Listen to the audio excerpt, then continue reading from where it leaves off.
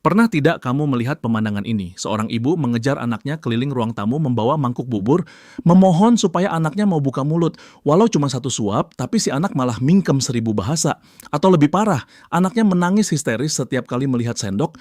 Wah, itu sih pemandangan klasik. Hampir setiap orang tua pasti pernah merasakan momen horor itu. Gerakan tutup mulut alias GTM. Rasanya dunia mau runtuh kalau anak menolak makan. Betul sekali. Dan biasanya, apa solusi instan yang dilakukan orang tua saat anaknya tidak mau makan nasi atau bubur? Gampang, bikin susu. Botol susu langsung disodorkan. Pikirannya sederhana. Yang penting ada asupan masuk, yang penting anak nggak kelaparan. Nah, disinilah letak ironinya. Kita hari ini akan membedah sebuah paradoks besar dalam dunia. Pengasuhan anak. Bagaimana jika saya katakan bahwa solusi yang kamu sebutkan tadi, susu, justru adalah biang kerok kenapa anak itu menolak makan sejak awal? Ini menarik, karena di budaya kita, susu itu posisinya seperti dewa. Ingat slogan 4 sehat 5 sempurna. Susu itu penyempurnanya. Jadi rasanya aneh kalau kita bilang susu itu penyebab masalah. Bukannya susu itu sumber kalsium, protein, dan segala kebaikan? Memang, tidak ada yang bilang susu itu racun. Tapi, mari kita bicara soal proporsi dan waktu. Bayangkan perut anak usia 1 tahun. Ukurannya itu kira-kira hanya sebesar kepalan tangan mereka sendiri. Kecil sekali kan? Iya, sangat kecil. Kapasitasnya terbatas. Sekarang, bayangkan perut sekecil itu diisi oleh sebotol susu 200 ml tepat 1 jam sebelum jam makan siang. Apa yang terjadi di dalam sana? Ya penuh. Ibarat balon yang sudah ditiup maksimal, tidak ada ruang lagi untuk benda lain. Tepat. Dan ketika jam makan tiba, orang tua menyodorkan bubur daging atau nasi tim. Anak menolak karena dia memang tidak lapar. Secara biologis, dia sudah kenyang. Tapi orang tua menerjemahkan penolakan itu sebagai anakku susah makan atau anakku pilih-pilih makanan. Padahal masalahnya bukan di lidah anak, tapi di manajemen lambungnya. Masuk akal. Ini seperti kita orang dewasa disuruh makan steak wagyu yang lezat, tapi 30 menit sebelumnya kita baru saja menghabiskan 2 gelas besar boba tea yang manis dan berlemak. Seenak apapun steaknya, kita pasti mual melihatnya. Analogi yang sempurna. Boba tea itu enak, tapi dia adalah kalori cair. Dan ini poin kuncinya. Otak manusia, termasuk bayi, tidak merespons kalori cair seefektif kalori padat dalam hal sinyal kenyang jangka panjang. Tapi dia cukup untuk mematikan rasa lapar sesaat. Jadi anak merasa kenyang susu, tapi nutrisinya tidak sekompleks makanan padat. Tunggu, mari kita gali lebih dalam. Kalau hanya sekadar kenyang, mungkin tidak masalah. Tapi ada dampak jangka panjangnya tidak. Maksudku, kalau anak terus-terusan kenyang susu dan menolak makanan padat, apa yang dipertaruhkan di sini? Banyak sekali. Dan ini yang sering luput dari perhatian. Susu sapi atau formula sekalipun memang kaya kalsium. Tapi susu itu sangat miskin zat besi. Padahal setelah usia 6 bulan, cadangan zat besi bayi yang dibawa dari lahir itu sudah habis. Mereka harus dapat zat besi dari daging, hati ayam, sayuran hijau, benda-benda padat itu. Jadi, kalau anak kenyang susu dan menolak makan daging, Mereka berisiko terkena anemia defisiensi besi. Dan efeknya bukan main-main, bisa memengaruhi kecerdasan permanen loh. Selain itu, ada aspek yang lebih filosofis dan perilaku di sini. Makan itu bukan cuma soal menelan nutrisi. Makan itu proses belajar. Belajar mengunyah, belajar merasakan tekstur, belajar menggerakkan otot rahang untuk kemampuan bicara nantinya. benar juga, minum susu itu pasif, tinggal telan. Sedangkan makan itu kerja keras buat bayi. Betul.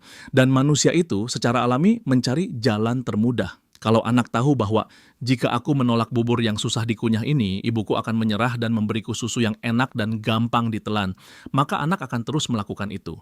Mereka cerdas. Mereka memanipulasi situasi karena kita yang mengajarkan polanya. Wah, ini menohok sekali. Jadi sebenarnya GTM itu seringkali adalah siklus yang diciptakan oleh ketakutan orang tua sendiri. Tepat sasaran. Ketakutan adalah kuncinya. Orang tua takut anaknya kurus, takut anaknya sakit, jadi mereka cari jalan pintas. Yang penting kenyang. Padahal rasa lapar itu penting. Rasa lapar adalah motivasi alami terbaik agar anak mau belajar makan. Kalau kita tidak pernah membiarkan anak merasa lapar karena sedikit-sedikit disusui, kapan mereka punya motivasi untuk mencoba ayam goreng atau wortel rebus? Jadi kita harus tega membiarkan anak lapar. Bukan tega menelantarkan, tapi tega untuk disiplin jadwal. Ini seni mengelola nafsu makan. Kita harus menciptakan ritme. Ada jam makan utama, ada jam selingan, dan ada jam susu. Susu tidak boleh jadi pengganti makan utama, dan susu tidak boleh diberikan berdekatan dengan jam makan. Tapi praktiknya susah loh. Menahan diri saat anak merengek minta susu, itu butuh mental baja. Sangat susah, tapi coba pikirkan begini. Tugas kita sebagai orang tua bukan hanya memastikan mereka hidup hari ini, tapi mempersiapkan tubuh mereka untuk masa depan. Mengajarkan mereka makan padat adalah mengajarkan mereka keragaman rasa dan nutrisi.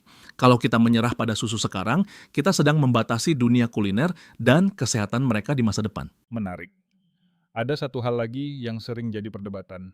Kapan sih titik baliknya? Maksudku, sampai usia berapa susu, itu masih jadi raja. Dan kapan dia harus turun takhta jadi sekadar pendamping? Titik baliknya jelas di usia 1 tahun. Di bawah 1 tahun, ASI atau susu memang masih dominan, walau empati sudah mulai masuk. Tapi begitu lilin ulang tahun pertama ditiup, mindset harus berubah total. Makanan padat adalah raja, susu hanyalah camilan cair. Maksimal 500 ml sehari atau 2 gelas kecil. Lebih dari itu, kamu sedang menyabotase nafsu makan anakmu sendiri. Wow, 500 mili itu sedikit loh bagi banyak orang tua yang terbiasa memberikan dot setiap kali anak menangis. Memang, ini butuh perubahan mindset budaya. Kita harus berhenti mengukur kesehatan anak dari seberapa banyak kaleng susu yang habis dalam sebulan. Kesehatan anak itu diukur dari seberapa lahap dia memakan variasi makanan di piringnya. Saya jadi teringat sebuah kasus. Ada anak yang sampai usia 3 tahun masih minum susu botol 8 kali sehari. Dan dia sama sekali tidak mau makan nasi. Orang tuanya bangga karena anaknya memumuknya. Gemuk. Padahal mungkin itu bukan gemuk sehat ya. Itu yang sering disebut obes tapi malnutrisi. Gemuk karena gula dan lemak dari susu, tapi kekurangan mikronutrien penting seperti zat besi dan zinc. Itu bom waktu kesehatan. Dan mengubah kebiasaan di usia 3 tahun jauh lebih sulit daripada membentuknya di usia 1 tahun. Jadi tega di awal itu jauh lebih baik daripada menyesal di akhir. Luar biasa. Jadi kuncinya adalah jangan biarkan susu menjadi penjajah di perut anak. Berikan ruang untuk makanan padat. Benar, biarkan anak mengenal rasa lapar supaya mereka bisa menikmati rasa kenyang yang sesungguhnya dari makanan real food. Percayalah pada insting tubuh anak. Mereka tidak akan membiarkan diri mereka kelaparan sampai sakit. Kalau mereka lapar dan tidak ada opsi susu, mereka pasti akan makan apa yang ada di meja. Diskusi ini benar-benar membuka mata. Ternyata kadang cinta orang tua itu bisa jadi jebakan kalau tidak disertai ilmu ya. Niatnya sayang, kasih susu biar kenyang, malah bikin anak jadi picky eater. Dan GTM berkepanjangan. Betul sekali. Mengasuh anak itu memang seni menyeimbangkan antara cinta dan logika. Kita perlu mencintai masa depan mereka lebih besar daripada ketakutan kita hari ini. Sangat filosofis dan mendalam. Oke, sebelum kita tutup, mari kita rangkum sedikit. Susu itu baik, tapi dia punya tempat dan waktunya. Jangan jadikan susu sebagai bribe atau sogokan. Dan jangan jadikan dia sebagai emergency exit saat anak menolak makan. Sepakat, jadikan susu sebagai pelengkap, bukan pemeran utama. Dan bagi para orang tua yang sedang berjuang dengan GTM, coba cek lagi jadwal susunya. Jangan-jangan musuh utamanya ada di dalam botol dot itu sendiri. Kurangi susunya, atur jadwalnya, dan lihat keajaiban yang terjadi pada nafsu makan anak Anda. Nah, itu dia tips pamungkasnya. Untuk teman-teman pendengar yang merasa episode ini gue banget atau merasa tersentil, jangan simpan sendiri informasinya.